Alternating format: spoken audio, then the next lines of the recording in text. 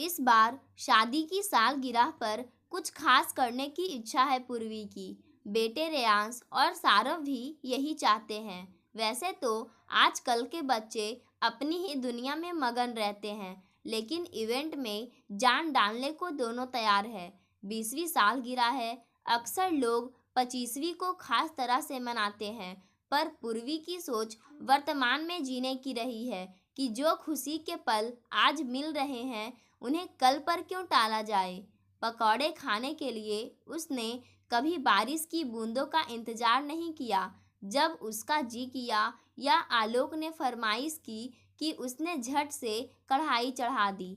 दरअसल पूर्वी और आलोक दोनों ही खाने के शौकीन हैं। अपने को बिग फूडी की श्रेणी में रख दोनों ही खुश रहते हैं। शादी के बाद से खाने के शौक ने दोनों को एक मीठे बंधन में बांधा। आलोक को मीठा पसंद है तो पूर्वी को तीखा भाता है। एक दूसरे की खुशी का ध्यान करते हुए हर भोजन में कुछ तीखा पकता तो कुछ मीठा भी बनाया जाता। दोनों तरह के व्यंजनों को पूरे स्वाद से खाया जाता। कोई नई रेसिपी पता चलती या किसी के घर कुछ नया पकवान खाकर आते तो पूर्वी साथ ही उसे बनाने की विधि भी पूछ आती। इस वीकेंड यही ट्राई करूंगी सोचकर वह भी खुश होती और न्यू फ्लेवर खाने को मिलेगा ये सोचकर आलोक भी कभी किसी मराठी दोस्त की पत्नी से पूरन पोली सीखी तो कभी तमिल दोस्त की पत्नी से अड़ा, कभी बिहार का लिट्टी चोखा ट्राई किया तो कभी राजस्थान की मावा कचौरी। पूर्वी तुम सच में माहिर हो। यथा नाम तथा गुण, नई नई रेसिपीज बखूबी बना लेती हो। आलोक अक्सर अपनी पत्नी की पाक कला पर बलिहारी जाता।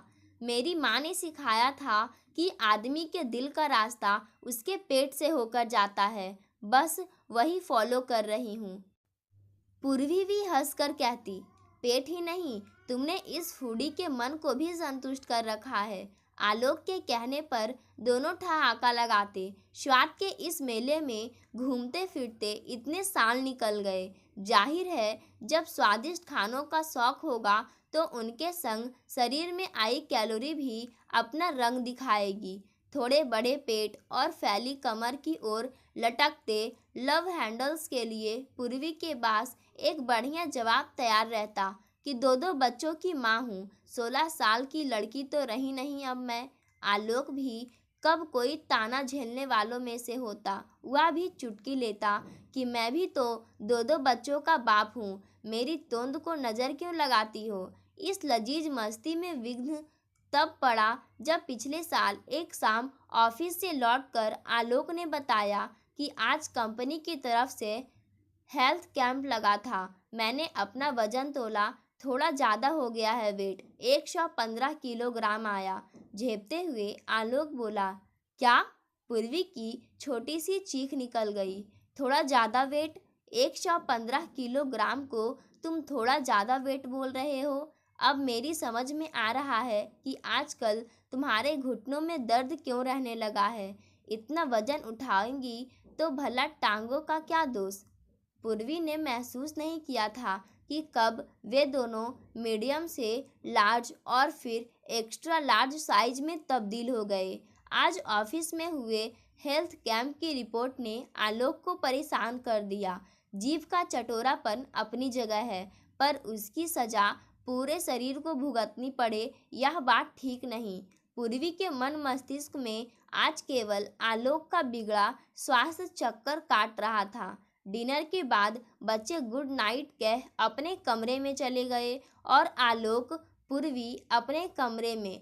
पूर्वी जल्दी सोने वालों में से है, लेकिन आज नींद बेडरूम में घुसने का नाम ही नहीं ले रही थी। उसे जागता हुआ देख शायद आलोक को एहसास हो गया कि आज पूर्वी को किसी बात ने परेशान किया हुआ है। वो उसके बालों में अपनी उंगलियां फेरते हुए बुदबुदाया, पूर्वी तुम अच्छी तरह वाकिफ हो मेरी टेस्टी खाने की आदत से। खाने में स्वादिष्ट भोजन के बिना मुझे कुछ अच्छा नहीं लगता और इसी कारण मेरा वजन बढ़ गया है। आज कैंप के डॉक्टरों ने मुझे और भी कई ब्लड टेस्ट करवाने को कहा। साथ ही काफ़ी हिदायतें भी दी कि तला भुना खाना, मीठा खाना, बेकरी प्रोडक्ट्स वगैरह सब बंद। इतना कह वह धीरे से हंसा। इन्हें क्या मालूम एक फूडी के लिए जीभ का स्वाद क्या होता है। इनकी सलाह मानकर जीना भी कोई जिंदगी हुई। जिंदगी जिंदा दिली का नाम है। डरने वाले क्या खाक जिया करते हैं। डॉक्टरों की बात को इतनी लाइटली मत लो आलोक। अगर अभी से शरीर अनहेल्दी हो जाएगा तो बुढ़ापे में क्या होगा। पूर्वी ने अपनी चिंता व्यक्त की। तुम हो ना मेरा बुढ़ापा संभालने के लिए। अभी का टाइम तो अच्छी तरह जिए। वैसे भी मैंने कई इंश्योरेंस पॉलिसियां ले रखी है। Don't worry dear. आलोक की बातों से पूर्वी को समझते देर न लगी कि वह अब भी अपना स्वाद त्यागने को तैयार नहीं है। एक गुड न्यूज़ दे दूं तुम्हें। मैंने इस लॉन्ग वीकेंड के लिए कॉर्बेट नेशनल पार्क में रिजॉर्ट बुक करा लिया है। बस अब तैयारी कर लो एक छोटे से हॉलीडे की। कुछ समय के लिए पूर्वी चिंतित अवश्य हो उठी थी, लेकिन आलोक की जिंदा दिली ने जिंदगी को फिर यथावत चला दिया। 2 दिनों में एक शॉर्ट वैकेशन के लिए जाना था, सो पूर्वी तैयारी में जुट गई। मौसम के अनुसार सभी के कपड़े, कैमरे, दूरबीन, चार्जर, कुछ खाने पीने का सामान आदि पैक करते हुए उसने अगले 2 दिन बिताए। आलोक को उसके हाथ के बने स्नैक्स इतने भाते थे कि उसने पूरे मन से चकली, मठरी और नमक पारे बनाए। साथ ही मफिन और नट्स एंड डेट केक सूखे नाश्ते के लिए बना लिए। शनिवार की अल्प सुबह चारों अपनी गाड़ी में सवार हो निकल पड़े। हल्का फुल्का नाश्ता रास्ते में चलती कार में करते गए। जब गजरौला पहुंचे तब जाकर सबने ज्ञानी ढाबे पर पेट भर कर खाया। ढाबे के खाने की बात ही और होती है। साथ ही कड़क चाय पीकर सबकी थकान छूमंतर हो गई। पूरे 5 घंटों का सफ़र तय कर उनकी car Jim Corbett national park पहुंची। रामनगर में बुक किए रिजॉर्ट में पहुंचकर सब कुछ देर सुस्ताए। बच्चों, आज का प्लान है जिप सफारी। शाम 4 बजे चलेंगे। आलोक की बात सुनकर दोनों बच्चे खुश हो उठे।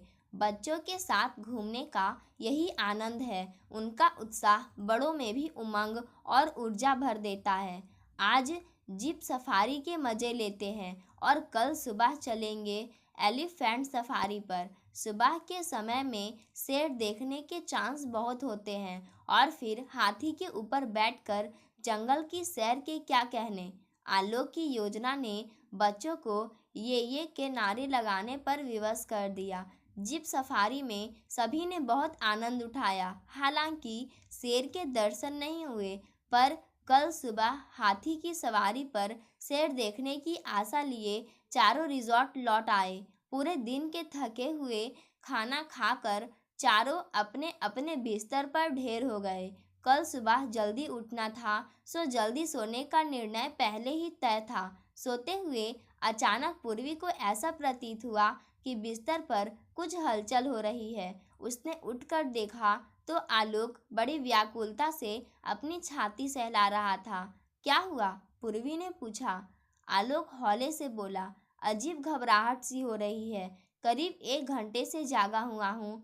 टॉयलेट भी हो आया, पर ऐसा लग रहा है जैसे छाती में गैस हिट कर रही है। कोई चूरन लाई हो क्या? आलोक की छटपटाहट देख पूर्वी बेचैन हो उठी। इतनी रात गए यहाँ घर से बाहर। समय देखा तो रात के 2 बज रहे थे। बाहर का खाना खाया है, क्या पता उसी से अपच हो रही हो। थोड़ा टहल कर देखो। पूर्वी के सुझाव पर आलोक उठकर कमरे में ही धीरे धीरे टहलने लगा। काफ़ी देर से टहल रहा हूँ, पर आराम नहीं आया। तब जाकर वापस बिस्तर पर बैठ गया था। आलोक के बिगड़ते मुंह से पूर्वी समझ रही थी कि उसे तकलीफ हो रही है। उसने तत्काल रिजॉर्ट की रिसेप्शन पर फ़ोन किया। यहाँ कोई डॉक्टर ऑन कॉल की सुविधा तो नहीं थी, पर हल्द्वानी में कई अच्छे अस्पताल हैं, यह बताया गया। बच्चे सो रहे थे। आलोक की तबीयत में कोई सुधार ना आता देख पूर्वी ने अस्पताल जाने का निर्णय लिए एक टैक्सी बुलवा ली। बच्चों को यही रूम में सोता छोड़कर दोनों टैक्सी से हल्द्वानी के लिए रवाना हो गए। हल्द्वानी के ब्रिजपाल हॉस्पिटल तक पहुंचने में उन्हें पूरा 1 घंटा लग गया। रास्ता भर आलोक अपनी छाती सहलाता रहा और पूर्वी उसके माथे पर बार बार छलक आई पसीने की बूंदों को पोंछती रही। सारे रास्ते दोनों चुप रहे। किसी की समझ में नहीं आ रहा था कि क्या कहे। पूर्वी हताश होने वालों में से नहीं थी, किंतु वर्तमान स्थिति के कारण उसमें नैराश्य की भावना उभरने लगी थी। उसे आने वाले कल की चिंता ने घेर लिया। उसने खामोशी से आलोक का सिर अपने कंधे पर टिका लिया। इस 1 घंटे के रास्ते में ना जाने कितनी भावनाओं के ज्वार दोनों के मन में शोर मचाते रहे। दोनों के मन के अंदर ना जाने कितने विचारों का आवागमन निर्बाध चल रहा था। अस्पताल पहुंचे तो इमरजेंसी में दाखिल किया गया। ऑन ड्यूटी डॉक्टर ने चेकअप किया। पहले भी हुआ है क्या कभी ऐसा? फिर रिपोर्ट बनाकर आलोक को फौरन आईसीयू में भर्ती किया गया। ईसीजी करवाया। फिर आलोक के हाथ में कैन्यूला लगाकर कुछ देर के अंतराल में 2 इंजेक्शन दिए, कुछ टैबलेट्स दी। थोड़ी थोड़ी देर में नर्स बीपी चेक करने लगती। ऐसे ही अगले 2 घंटे बीत गए।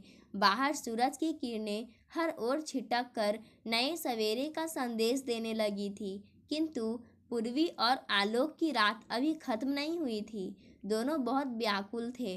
पूर्वी ने रिजॉर्ट में फ़ोन कर अपने बच्चों के नाम संदेश छोड़ा ताकि उठने पर वे इन्हें अपने पास ना पाकर डरे नहीं। जब आलोक की तबीयत में थोड़ा सुधार आया तब डॉक्टर ने पूर्वी को अपने कक्ष में बुलाया। देखिए मैडम, जब आप आए तब आपके हस्बैंड का बीपी रेट 210/110 था, जो सामान्य से काफ़ी अधिक है, खतरनाक लेवल तक। इनकी यह हालात बीपी अटैक के कारण भी हो सकती है और हो सकता है कि यह एक हार्ट अटैक भी हो। इसकी जांच करने के लिए हम इन्हें एडमिट रखना होगा। ड्रॉप टी टेस्ट भी करना होगा। कहते हुए डॉक्टर आलोक की फैमिली मेडिकल हिस्ट्री पूछने लगे। पूर्वी इतने डिटेल्स सुनकर काफ़ी घबरा गई। वह यहाँ अकेली थी। ऐसे में कोई भी निर्णय अकेले लेना उसे ठीक नहीं लगा। उसे आलोक से डिस्कस करके ही आगे का कदम उठाना सही लगा। कहो आलोक, क्या तबीयत में थोड़ा सुधार फील कर रहे हो? पूर्वी ने पूछा। उत्तर में आलोक ने तबीयत में सुधार बताया। तब पूर्वी ने उसे वस्तु स्थिति समझकर पूछा, एडमिट करने के लिए हामी भर दूं? कहो तो तुम्हें एडमिट करवा कर रिजॉर्ट जाकर बच्चों को ले आऊं? आलोक विषादग्रस्त हो बोला, सॉरी पूर्वी, मेरे कारण तुम सबको कितनी परेशानी का सामना करना पड़ रहा है। कहा तो हम सब हॉलीडे मूड में आए थे और ये सब हो गया। तुम्हें अकेले ही कैसी बातें करते हो आलोक? यह समय परेशान होने का नहीं, सही निर्णय लेने का है। अच्छा तुम रेस्ट करो, मैं अपने फैमिली डॉक्टर से फ़ोन पर राय लेती हूँ। कह पूर्वी ने उनका फ़ोन मिलाया और सारी स्थिति विस्तार से समझाई। उनकी बात लोकल डॉक्टर से भी करवा दी। उनकी सलाह पर ट्रोपोनिन टी टेस्ट भी करवाया। जब तक उसकी रिपोर्ट आई, पूर्वी टैक्सी से वापस रिजॉर्ट गई। वहां चेक आउट किया। बच्चों को लेकर अपनी कार से ड्राइव करती हुई अस्पताल पहुंची। डैडी को इस हालत में पाकर बच्चे काफ़ी परेशान हो उठे। कितनी प्रसन्नता से छुट्टी मनाने आए थे। उनको खिन्न देखकर आलोक भी तनावग्रस्त हो गया। कुछ ही घंटों में ड्रॉप टी टेस्ट की रिपोर्ट आ गई। शुक्र है कि रिपोर्ट नेगेटिव आई। इसका सीधा तात्पर्य यह था कि आलोक को बीपी का अटैक आया था, हार्ट अटैक नहीं। स्थानीय डॉक्टरों से प्रेस्क्रिप्शन लेकर पूर्वी ने आलोक को डिस्चार्ज करवाया और कार में सवार हो सभी घर रवाना हो गए। रास्ते में बच्चे फ़ोन पर गेम खेलने में मगन हो गए, किंतु आलोक और पूर्वी का मन अभी भी भूत, वर्तमान और भविष्य के जाले पोंछ रहा था। कल और आज, इन 2 दिनों में उनकी जिंदा दिली से दौड़ती जिंदगी को बड़ा झटका लगा था। इस अनुभव ने दोनों को झकझोर दिया। उन्होंने कभी नहीं सोचा था कि उनके स्वप्न महल की ऊंची दीवारों को हिलाना इतना आसान हो सकता है। आगे ऐसी स्थिति ना उत्पन्न हो, या सोचकर पूर्वी ने अपने गृहस्थ जीवन को और प्रबल करने की ठान ली। जैसे नई रेसिपीज पूर्वी में एक नया जोश फूंक देती है, वैसे ही आलोक का स्वास्थ्य वापस ठीक करने की इच्छा ने उसके अंदर एक नव ऊर्जा का संचार कर डाला। जीभ का जुनून छोड़ा नहीं जा सकता, पर कंट्रोल तो किया जा सकता है। लाइफस्टाइल बदलाव की मदद से अनहेल्दी हो चुकी जिंदगी को वापस ट्रैक पर लाने के लिए उसके हाथ में अभी समय है। सुबह नाश्ते की टेबल पर दलिया देख आलोक का चौंकना स्वाभाविक था। अक्सर पूर्वी दलिया के कबाब या टिक्की बनाती थी। दलिया उन्हें बीमारों का खाना जो लगता था। खाकर तो देखो, आलोक के चेहरे पर उभर आए भावों को परखते हुए पूर्वी बोली। दलिया भी टेस्टी हो सकता है, मैंने कभी सोचा नहीं था। आलोक के मुंह से नाश्ते की प्रशंसा सुन पूर्वी को अपनी स्ट्रैटेजी पर कॉन्फिडेंस बढ़ गया। आज का सारा दिन उसने बढ़ते वजन का सेहत पर असर और वजन बढ़ाने के तरीकों के बारे में सर्च करने में बिताया। दिन ढले जब आलोक घर लौटा तो वह पूरी तैयारी के साथ सबके सामने आई। पूर्वी के हाथ में कॉपी, पेन और कुछ प्रिंट आउट्स देखकर आलोक को थोड़ा अचंभा हुआ। आलोक, मुझे अपनी जिंदगी तुम्हारे साथ वैसे ही व्यतीत करनी है जैसी अब तक जीती आई हूँ, खुशी से, प्यार में डूबकर और हंसते खेलते। आलोक का हाथ अपने हाथों में लेकर उसने बात शुरू की। अपने शरीर के प्रति हमारा सबसे पहला कर्तव्य है और नेक्स्ट आती है हमारी फैमिली। फिर उसने अपने दोनों बेटों को पुकारा। रेयांश, सारव, आज तुम्हें एक कहानी सुनाती हूँ। तुमने सर्कस में जगलर देखा है ना, वह कैसे एक साथ कई बॉल्स उछालता पकड़ता है, वैसे ही हम सब जीवन के जगलर्स हैं। हम सब के हाथों में 5 बॉल्स है, 3 रबड़ की और 2 कांच की। रबड़ की बॉल्स को उछालो, गिराओ, पर वे टूटेंगे नहीं, वापस बाउंस कर के हमारे हाथ में आ जाएगी। किंतु कांच की बॉल्स अगर गिरी तो टूटना तय है। पूर्वी अपने तीनों दर्शकों आलोक, रेयांश और सारव, जो पूरी तल्लीनता से उसे देख सुन रहे थे, कि आंखों में आंखें डालकर आगे कहने लगी। हमारा प्रोफेशन, हमारी धन संपदा और हमारा फ्रेंड सर्कल, ये तीनों ही रबड़ की बॉल्स। एक बार छूट गई तो इनका फिर से मिल पाना संभव है। हमारा स्वास्थ्य और हमारा परिवार, ये दोनों हैं कांच की बॉल्स। इनके प्रति लापरवाही बरती और यदि ये हाथ से फिसल गई तो अपना नुकसान तय समझो। पूर्वी की सन जिंदगी देख आलोक समझ गया कि इस बार वह हेल्थ को लेकर काफ़ी सीरियस है। पूर्वी ने प्रिंट आउट के जरिए आलोक को शरीर में अधिक फैट जमा होने पर होने वाले नुकसानों के बारे में समझाया, हेल्दी रहने के फायदे दिखाए, कई प्रकार के डाइट चार्ट्स भी शेयर किए। अगली सुबह अलार्म ने नींद काफ़ी जल्दी खोल दी। स्पोर्ट्स शूज़, वाटर बोतल, हैंकी, टॉवल, सब कुछ तैयार था। पूर्वी और आलोक ने रोजाना मॉर्निंग वॉक शुरू कर दी, साथ ही एक जिम की मेंबरशिप भी ले ली। इतनी रिसर्च का यह लाभ हुआ कि पूर्वी डाइट में भी बदलाव लाई। अधिकतर घर का खाना, 1-2 चम्मच तेल में ही खाना पकाना, मीठे पर कंट्रोल, पोर्शन कंट्रोल, टाइम पर खाना आदि कदम उठाने से जल्द ही आलोक को अपने घुटनों के दर्द में आराम मिलने लगा। 1 साल की तपस्या से शरीर का काफ़ी फैट उतर चुका था।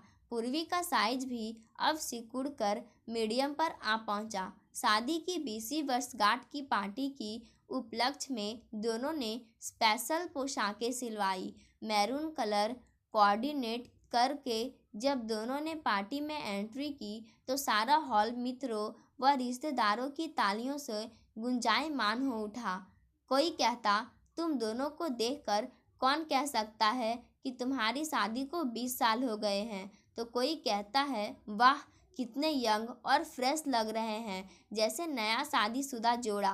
प्रशंसा और कॉम्प्लीमेंट्स की बरसात में भीगते हुए दोनों स्टेज की ओर बढ़े। सबके जवाब में आलोक कहने लगा, इसका श्रेय सिर्फ और सिर्फ पूर्वी को जाता है। इसके संकल्प और मेहनत का परिणाम है कि इसने मेरा बुढ़ापा कई साल पीछे धकेल दिया है और इसी खुशी में आज मैं और पूर्वी एक कपल डांस करेंगे। चलाओ मेरी रिक्वेस्ट का गाना। शर्माती हुई पूर्वी को बाहों में ले आलोक डांस फ्लोर पर जा पहुंचा। पीछे से गाना बज उठा, जब कोई बात बिगड़ जाए, जब कोई मुश्किल पड़ जाए, तुम देना साथ मेरा ओ हमनवा। पाठकों, आज की कहानी यहीं समाप्त होती है। धन्यवाद।